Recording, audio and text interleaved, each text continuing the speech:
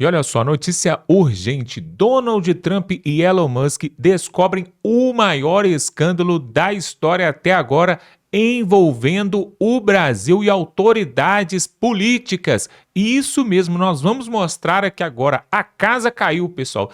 Dessa vez é uma verdadeira bomba que vem direto dos Estados Unidos. Donald Trump e Elon Musk acabaram de mexer ali no vespeiro e descobriram, pessoal. Olha só, agora tudo vai fazer sentido. Finalmente a verdade chegou e agora o povo brasileiro vai poder saber por que nós estamos sendo tão judiados aqui nesse país e porque parece que as coisas não dão certo, mas agora a resposta vem direto dos Estados Unidos. Vamos ver essa matéria. Quem vai trazer para nós é o deputado Gustavo Gauer. Ele vai trazer para nós aqui agora. Eu quero que você dê um like nesse vídeo aí agora, se inscreva aqui no canal. Tem algumas pessoas que assistem os nossos vídeos e ainda não se inscreveram. Você está perdendo tempo. Se inscreva aqui. Este talvez é o vídeo mais importante do ano que nós temos para compartilhar aqui. Então, vale o seu like, confira essa matéria, está importantíssima. Nós voltamos logo em seguida. Vai por mim, você precisa entender o mínimo sobre esse escândalo internacional que está acontecendo agora sobre essa agência USAID.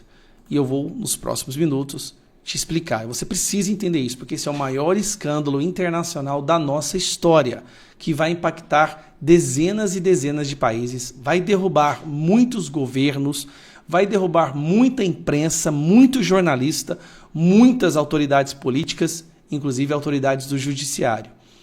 Esse escândalo tem o potencial de mudar o jogo no mundo inteiro.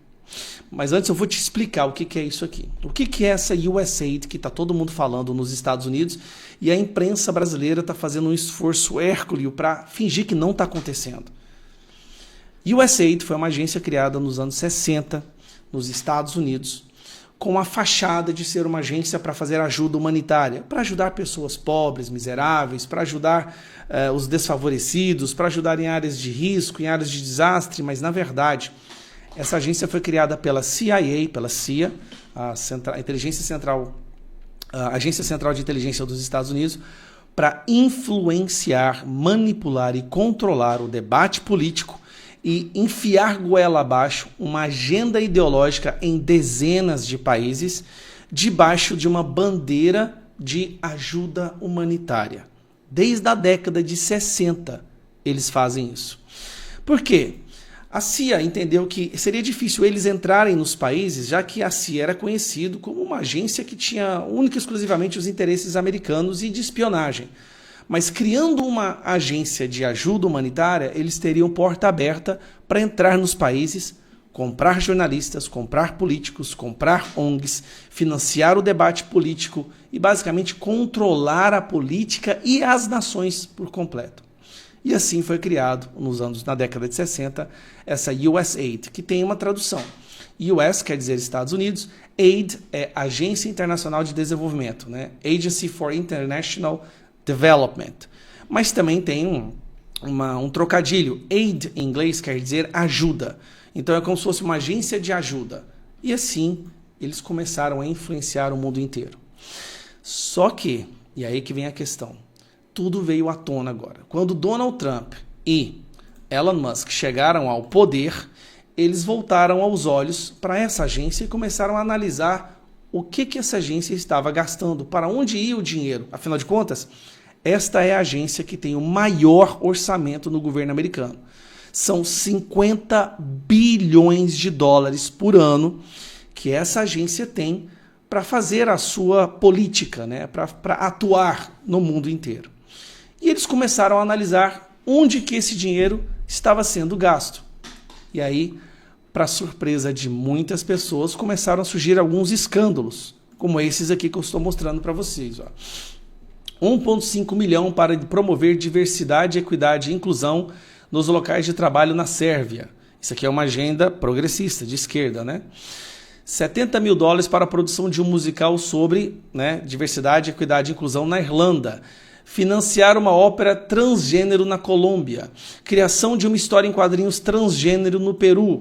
O dinheiro do pagador de impostos americano estava sendo usado para enfiar goela abaixo a agenda da extrema esquerda em vários países.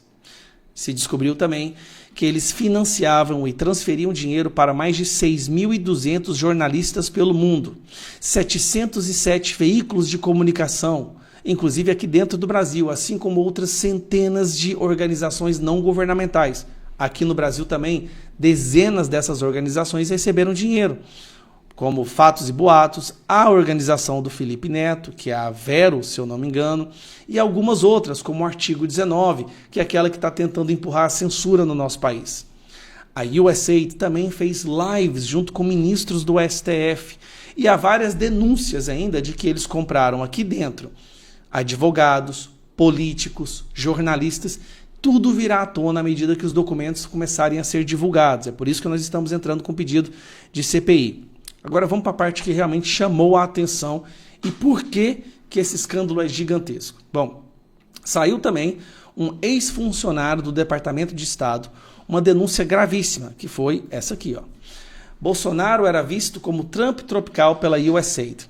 Ex-secretário de Trump, Mike Pence, também afirmou que a agência influenciou no resultado das eleições de 2022 no Brasil. Essa agência, de acordo com Mike Pence, havia influenciado o resultado. E aí, na card aqui que o Bolsonaro disse que foi uma fala desse cara aqui, que é um ex-funcionário do Departamento de Estado. Se a USAID não existisse, Bolsonaro ainda seria presidente do Brasil. Mas vamos lá. Elon Musk mandou fechar toda a USAID, basicamente retirou todos os funcionários, e aí a esquerda entrou em pânico. Pensa num pessoal que entrou em pânico generalizado e começaram a fazer protestos nas ruas, em frente à agência. Olha, essa aqui está a Agência de Internacional de Desenvolvimento, e aqui eles começaram a fazer os seus protestos, foram para a rua, os políticos de esquerda surtaram completamente. Por quê? Esse foi o mais certeiro e mais importante, mais danoso golpe neste grupo de influência internacional. Ali é que está o epicentro da esquerda. Sabe aquilo que nós chamamos de sistema, né? Lutar contra o sistema? Outras pessoas usam a palavra Matrix. Nos Estados Unidos se usa muito Deep State, o Estado Profundo. Mas essas três palavras querem dizer a mesma coisa, né? O grupo de pessoas que determina a opinião pública internacional empurrando a agenda ideológica delas, financiadas, ninguém sabia até agora. Hoje se sabe, um dos principais financiadores dessas interferências internacionais, da censura, da perseguição, da instrução, dessa estrutura, tá, de censura, é a USAID. Agência criada na década de 60 justamente para financiar e manipular a agenda ideológica deles através de uma falsa bandeira de ajuda humanitária. Porque seria difícil negar a ajuda humanitária, então assim eles infiltraram. A esquerda se revoltou completamente com isso e está indo para as ruas se manifestar. Mas veio as informações sobre como foi essa interferência no Brasil. No Brasil financiaram ONGs que apoiam a censura, como o Sleeping Giants recebeu dinheiro da USAID também. A USAID fez lives e teve várias reuniões com autoridades do nosso judiciário, inclusive com ministros do STF. E por aí vai. Aí vem uma outra coisa que eu quero mostrar para vocês. Isso aqui foi da página da USAID, tá? Antes dela ter sido derrubada, que fala que essa agência da USAID financiou com $500 mil um plano piloto para tecnologia de votação na Bósnia em 2024, através de urnas eletrônicas. Olha que curioso. A USAID, que quer manipular e determinar os governos do mundo e derrubar toda e qualquer pessoa de direita, inclusive, financiaram pessoas para lutar pelo impeachment do Donald Trump, financiaram empresas para falar mal do Donald Trump. Tem agências de imprensa que quase 80% do orçamento dela veio da USAID e elas só batiam na direita e só batiam Donald Trump e Bolsonaro e a direita internacional. Essa mesma agência tenta financiar no mundo inteiro, estou conseguindo fazer zoom, tenta financiar no mundo inteiro a urna eletrônica. E aí, pô, não estou conseguindo fazer o zoom aqui, tem que aumentar aqui mesmo. E aí, essa parte aqui chamou a atenção. Vamos lá, ó. O teste piloto usado com scanners ópticos para direcionar e transmitir resultados em estações de votação, 145 estações de votações em municípios, aí fala o nome das cidades que você está vendo aqui. Essas locações eram selecionadas pela USAID e a CEC para providenciar exemplos de estatísticos para os municípios e estações de votação que eram demograficamente e politicamente representativas pelo BIH. Os scanners serão providenciados pela empresa de tecnologia de eleição Smartmatic.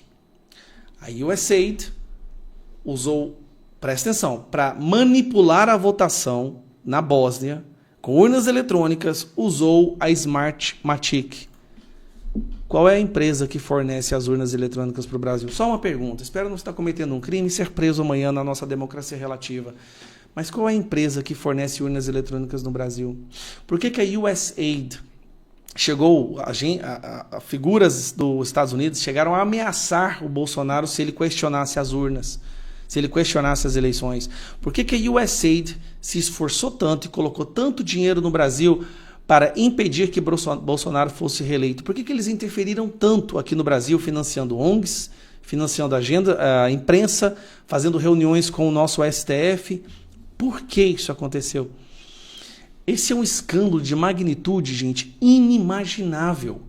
Nós estamos falando de uma interferência direta de uma agência americana, esquerdista, radicalmente esquerdista, para interferir no debate político no Brasil, inclusive fomentando a criação de leis.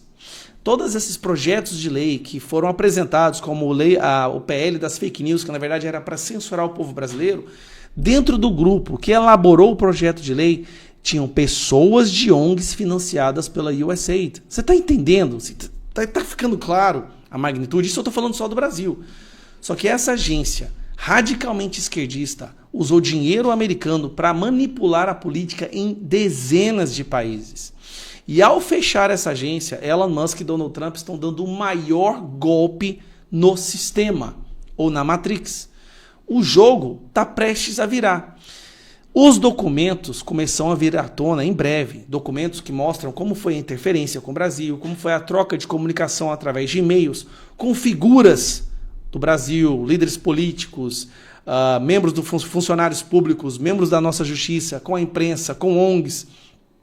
A gente não tem a menor noção ainda do quão profundo, do quão grave, do quão danoso foi essa articulação com a USAID, da influência e interferência na nossa democracia. Ao meu ver, aquilo que nós achamos que é democracia brasileira e, na verdade, representatividade institucional, instituições, pode ser nada mais, nada menos do que braços da USAID manipulando esses grupos para forçar uma ideia de que nós vivemos uma democracia, sendo que a verdade pode estar muito distante disso. Mas isso tudo tem que ser investigado. E a única forma de investigar isso agora é pela CPI. O Eduardo Bolsonaro já pediu uma investigação pela PGR, mas nós sabemos que muito provavelmente não vai vir nada dali. Não adianta pedir para o nosso judiciário, porque tudo indica que o próprio judiciário está em conluio com essa agência. Então nós temos que pedir uma CPI. Coletar as assinaturas, nós já temos 83 assinaturas. Mas como já ficou muito longo o vídeo, eu preciso que você entenda, isso é muito grave. E o mais curioso, sabe por que isso é tão grave, tão grave? O esforço da imprensa em fingir que isso não está acontecendo. Porque a imprensa também recebeu dinheiro desse pessoal. Gente, isso pode mudar completamente o jogo e pode ser talvez a primeira grande derrota do grupo dos globalistas, né? Aquela seleto grupo de pessoas que querem determinar a vida, a política do mundo inteiro. Compartilhe esse vídeo e acompanhe mais sobre essas informações, as atualizações sobre o caso do escândalo da USAID. Pois é, Brasil, é realmente um grande absurdo essa empresa, essa agência aí com cara de ONG, né, com ajuda humanitária, mas que financiava ditaduras e a perpetuação ali de ditadores e do socialismo, do comunismo em vários países, inclusive aqui na América Latina. Que vergonha. Mas agora nós temos uma outra matéria também que tem a ver com esse caso e que é muito importante. Olha só, pessoal, autoridades norte-americanas estão fazendo pressão agora na OAB, na Ordem dos Advogados Brasileiros aqui no Brasil, porque tem treta aí nesse negócio e tá envolvendo o judiciário. E agora você vai saber, quem vai trazer para nós aqui é o pessoal ali da Revista Oeste. Inclusive, se você não é assinante da Revista Oeste, a oportunidade agora.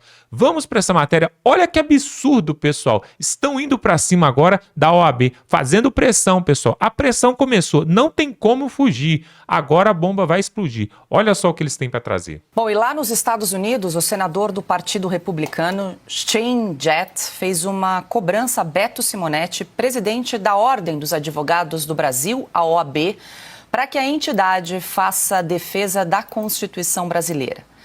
Na Comissão Interamericana de Direitos Humanos existem relatos de violações de direitos garantidos por tratados internacionais, pela Constituição do Brasil e por leis brasileiras. Na carta, o senador afirma que os atos foram supostamente praticados por integrantes da Suprema Corte Brasileira contra congressistas eleitos, jornalistas, veículos de imprensa, cidadãos comuns, juízes e também advogados. O senador ainda citou omissão e descaso da OAB frente a violações no cumprimento de sua finalidade constitucional e legal, especialmente no tocante à defesa dos direitos dos advogados e dos direitos humanos. Ana, começamos essa com você, quero ouvi-la. A gente percebe um movimento aí diferente, iniciativas ocorrendo de vários lados, né, em favor aí da liberdade de expressão. Abrimos o programa trazendo essa iniciativa da OEA e agora do advogado, do senador, o Shane Jett, que há uma diferença aí nos Estados Unidos, né, Ana? Acho que é importante também você explicar para a nossa audiência. Os estados têm os seus próprios senadores. Isso, Paula. Todos os 50 estados têm os seus senados e também cada estado tem a sua Suprema Corte, assim como a sua Constituição.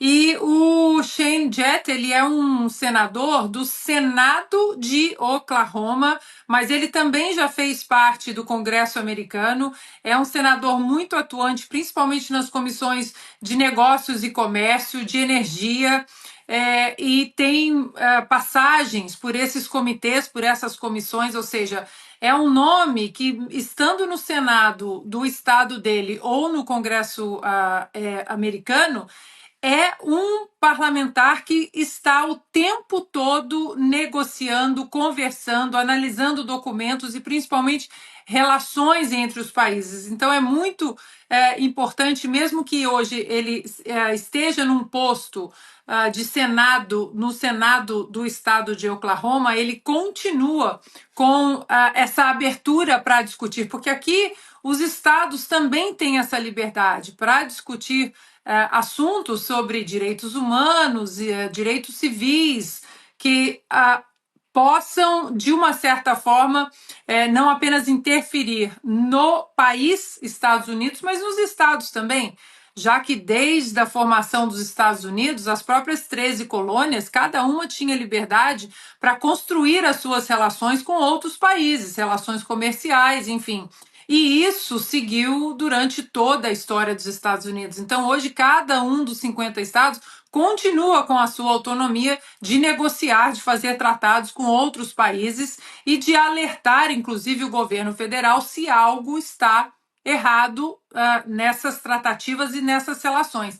Então, a pressão do senador Shane Jett é uma pressão importante e eu acho que joga luz também na OAB no cenário internacional, porque nós falamos sempre da OAB, do senhor Simonetti, que sempre escolhe, né, a indignação no momento certo, talvez no momento de eleição, no momento que ele precisa de um apoio público, mas isso sempre ficou no campo doméstico no Brasil. Então, a mão agora desse senador americano na OAB vai colocar exatamente a instituição que deveria proteger a liberdade de expressão, a liberdade dos advogados, o direito dos advogados de defender constitucionalmente os seus clientes, vai colocar todos esses desmandos que nós sempre falamos da OAB agora no campo internacional. Sem dúvida, Alexandre, o senador, o Shane Jett, colocando então a atuação da OAB agora no cenário internacional, e vale lembrar que ele é o mesmo senador de Oklahoma que enviou uma carta ao ministro Alexandre de Moraes pedindo que ele devolvesse o passaporte a Jair Bolsonaro para que ele pudesse comparecer à posse de Donald Trump. Pois é, ele está sabendo do que acontece aqui no Brasil. Parece que o presidente da OAB Nacional não sabe. Está fingindo que não sabe, está fingindo que está dormindo, que está desligado, que não vê, que não fala, que não sabe, que não ouve. Né? Agora, isso é injusto com as OABs estaduais, em que os presidentes são eleitos pelo voto direto. Não é o caso do senhor presidente nacional da OAB, né? Que é a eleição indireta. E esses presidentes eleitos de forma direta têm se manifestado. Eu lembro de uma manifestação dura do presidente da OAB de Minas Gerais perante o presidente Supremo, outra manifestação lá do presidente da OAB do Rio Grande do Sul e tantas outras por aí. O que não se entende é que todo mundo sabe que há dois tratamentos diferentes. O advogado do crime organizado, do grande narcotraficante, do grande narco-contrabandista, né, tem todas as atenções possíveis. Agora, o advogado dos manifestantes do 8 de janeiro, aí não tem o amplo direito de defesa, não tem a defesa pessoal, é tudo escondido, né, via digital, aproveitando lá o pretexto da pandemia, tá, via digital, advogado não consegue entrar no plenário do Supremo e dizer o que ele pensa a respeito do que está acontecendo com esses manifestantes acusados de golpe de Estado. Não, suposta tentativa de golpe de Estado. Tem 2 degraus. Primeiro é só suposto, depois é só tentativa, depois é golpe que não houve. Mas o advogado não consegue explicar isso. Mas lá em Oklahoma, que é a terra da Judy Garland, né, do Mágico de Oz, se não me engano, né, parece que se passou lá. Lá chegaram os ventos aqui do Brasil mostrando que tem uma OAB nacional, que tem uma história a defender, né, que tem um passado de defesa da democracia e, sobretudo, de liberdade de expressão, de amplo direito de defesa, né, de direito das pessoas de não serem presas às 11 da noite na sua casa por um flagrante continuado inventado. Então, tudo isso é bom que se espalhe na nação mais poderosa do mundo para saberem o que está acontecendo aqui no Brasil com todos os seus cúmplices. Paula. Diga, Ana. Só uma curiosidade aqui sobre a eleição, né, histórica de novembro do ano passado. Oklahoma foi o único estado dos 50 estados americanos que todos, absolutamente todos, 100% dos condados votaram em Donald Trump. Mesmo nos estados republicanos, como a Flórida, onde a maioria votou no Donald Trump, havia condados ali que você vê que vota mais para os democratas, né? Há umas bolinhas azuis. Mas na eleição de 2024, Oklahoma entrou para a história por votar em todos os condados, maioria absoluta em Donald Trump. E agora tem uma outra matéria muito importante também que eu quero trazer aqui, porque o povo precisa saber da verdade. Diz respeito à política interna aqui no Brasil. Nós tivemos no último final de semana as eleições ali no Senado Federal para presidente do Senado, né? Que acabou ali, o Davi Alcolumbre já estava mais do que ganho, né? E também na Câmara o Hugo Mota. Mas olha só, pessoal, agora nós vamos mostrar aqui qual foi o acordo que o Hugo Mota fez com a direita, fez com o PL, fez com o Bolsonaro. O que ele quer em troca e o que ele vai ganhar? Será que ele vai colocar para votar ali anistia dos presos políticos, por exemplo? Será que ele vai ser um parceiro da direita ou não? Já começa dando uma facada nas costas da direita. Vamos ver agora quem é Hugo Mota e qual foi esse acordo aí que ele fez. Recentemente houve um evento aqui em Brasília que dividiu bastante a direita. A votação para a eleição dos presidentes da Câmara dos Deputados e do Senado. Aqui na Câmara dos Deputados, quem ganhou foi o deputado Hugo Mota, indicado por Arthur Lira. A verdade é que todo mundo sabe, aquilo foi um teatro, ele era o presidente, só precisava ser chancelado através da votação, passar por um processo oficial, mas já havia sido decidido. A cúpula do Centrão já havia decidido que ele seria o presidente e não havia nada que nós podíamos fazer para impedir isso.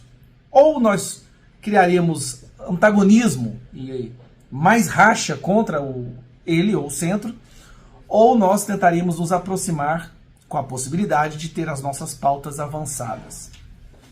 Apanhamos muito, quando o Bolsonaro pediu para que o PL votasse favorável à eleição do Hugo Mota. Teve muita crítica mesmo, é por isso que eu vou gravar esse vídeo agora. Nas suas primeiras entrevistas enquanto presidente da Câmara dos Deputados, o Hugo Mota deu evidentes sinais de que as nossas pautas mais caras serão levadas adiante, que as nossas demandas serão escutadas. Primeiro, ele falou recentemente, em uma entrevista à CNN, dando sinais de que vai trabalhar para acabar com a inelegibilidade do Bolsonaro, onde ele disse: 8 anos de inelegibilidade é um tempo extenso, diz Hugo Mota à CNN. Uma das nossas pautas é tornar Bolsonaro elegível novamente, através de uma proposta para diminuir para 2 anos a inelegibilidade, como é o caso do Bolsonaro, então ele já estaria apto a ser candidato o ano que vem. Daí vimos uma segunda pauta muito relevante para nós: acabar com essa censura e parar o Supremo Tribunal Federal de censurar a população. E é aí que o Hugo Mota fala esse trecho aqui durante a entrevista que me chamou a atenção. Olha, eu acho um erro o Supremo Tribunal Federal querer entrar nesse tema. Mas se o Congresso não legisla? Não, o Supremo tem cometido e tem debatido e decidido sobre muitos temas. E esse é um tema que cabe ao Congresso Nacional, na minha avaliação. Deveria ser discutido na Câmara dos Deputados. Mas ainda não é prioritário, como o senhor está dizendo. E no Senado Federal. Eu penso que a casa que deve discutir isso, a casa das leis, é o Poder Legislativo. Então eu entendo que o Congresso, no seu tempo, pode legislar. Não legislar também é uma posição. Nós não temos que legislar sobre qualquer assunto a todo momento. Mas aí caberá ao Supremo decidir. Não há essa obrigação que nós temos que decidir até semana que vem se vai regular as redes ou não vai. Às vezes o Congresso pode não estar ainda entendendo que aquele é o momento, ou que esse assunto não está maduro para isso. Entenderam o que aconteceu no sábado passado? O centro está abandonando a esquerda. As eleições estão chegando. O centro quer se reeleger. Ele vai se aproximar ao grupo que hoje é o favorito a fazer mais vereadores, mais deputados, mais senadores. Ele não vai comprar briga com um grupo que está na perspectiva de poder. Sem falar também que o Hugo Mota já deu sinais de que vai pautar também a anistia. Disse recentemente. Vai pautar a anistia, já está se articulando quando que a anistia será pautada. 3 pautas principais: voltar Bolsonaro a ser elegível novamente, o Bolsonaro presidente, soltar os presos políticos da ditadura do judiciário e defender a liberdade de expressão. E essas 3 pautas, nos primeiros dias, já começam a tomar forma e começam a avançar aqui na Câmara dos Deputados. Foi isso que aconteceu no sábado, e é por isso que ele recebeu o apoio do PL. Não houve venda para o centrão, não, na verdade é o centro que veio mais para a direita, não foi a direita que foi para o centro. Espero que tenha ficado muito claro o que aconteceu no sábado, que todos possam entender. A prioridade, o foco, são essas 3 pautas que eu acabei de mencionar, e elas acabam de se tornar cada vez mais próximas da realidade. Um abraço. Tá aí, pessoal. Realmente, cada dia que passa, tem vindo algumas coisas dos Estados Unidos com respeito a revelações ali na justiça. Eles têm travado uma guerra. E uma coisa que eu fico pensando é: qual será o real interesse de Donald Trump, de Elon Musk, né, do Marco Rubio, da Elvira Salazar? Por que eles querem tanto, né, defraudar aí a injustiça, né, e tudo aquilo que tem acontecido de supressão da liberdade do povo brasileiro, né? Realmente aí o que tem acontecido, essa censura no Brasil. Por que os Estados Unidos têm tanto interesse em ajudar o povo brasileiro? Será que é porque eles são amiguinhos do Eduardo Bolsonaro, do Bolsonaro? Os filhos de Donald Trump são amigos do Eduardo Bolsonaro? Será que é por isso? Será que eles são simpatizantes aqui das praias costeiras aqui do Brasil? Não, pessoal, claro que não. Na verdade, Donald Trump, ele é um estadista que quer governar, mas que quer também tomar posse do território. Então, o que acontece? Claro que os Estados Unidos não vai invadir o Brasil para tomar posse do Brasil, mas o Brasil, ele chama a atenção do mundo inteiro devido às suas riquezas naturais e devido ao seu potencial de comércio, Por quê? Tem muitas matérias-primas aqui no Brasil que são comercializadas para fora, para a China, lá para a Ásia, para a Europa. E Donald Trump sabe, ele aprendeu no seu primeiro mandato que se quiser fazer os Estados Unidos forte, uma grande potência e reinante, ele vai precisar de parceiros como o Brasil. E aí, pessoal, ficou mais do que claro que houve algum tipo de interferência nos últimos pleitos aqui no Brasil, e é isso contra isso que Donald Trump vai combater. Por quê? Se ele tiver um aliado de direita na frente do Brasil, vai ficar muito mais fácil para ele. Então, é um pensamento a longo prazo. É esse tipo de pensamento que o povo brasileiro deveria ter, ao invés de ficar elegendo presidente aí por causa de picanha, né? Pensando só no dia de hoje. Mas uma pessoa rica, poderosa, bilionária como o Elon Musk e também como o Donald Trump, eles pensam a longo prazo. Pensando a longo prazo, não é bom que a esquerda esteja no Brasil. É por isso que eles estão vindo de cima. Estão pensando neles mesmo em primeiro lugar. E aí nós temos que tirar proveito disso. De que forma?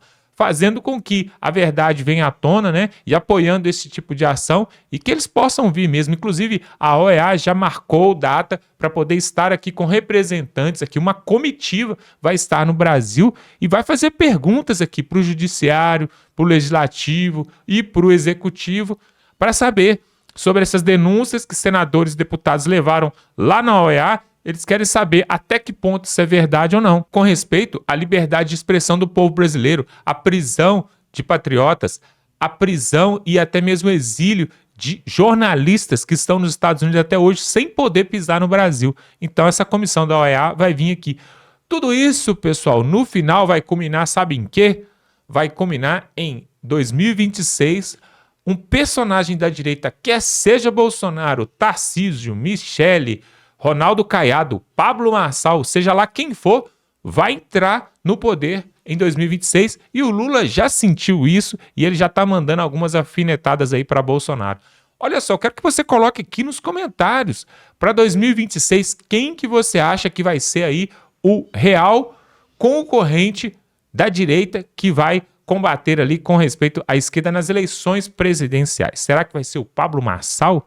Será que o Bolsonaro vai poder participar? Será que o Ronaldo Caiado, de Goiás? Será que o Romeu Zema, lá de Minas Gerais? Minas Gerais, por exemplo, que agora, né, já está articulando aí com a esquerda para lançar Rodrigo Pacheco como governador em 2026. Mas eu espero que o Cleitinho ou o Nicolas se candidate ali para poder, né, roubar essa vaga ali, porque deixar para Rodrigo Pacheco vai ser duro.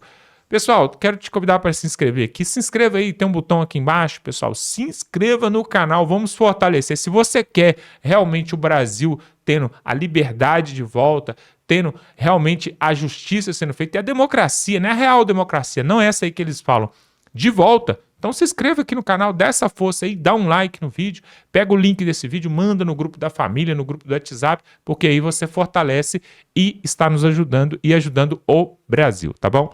Vamos ficando por aqui e até a próxima.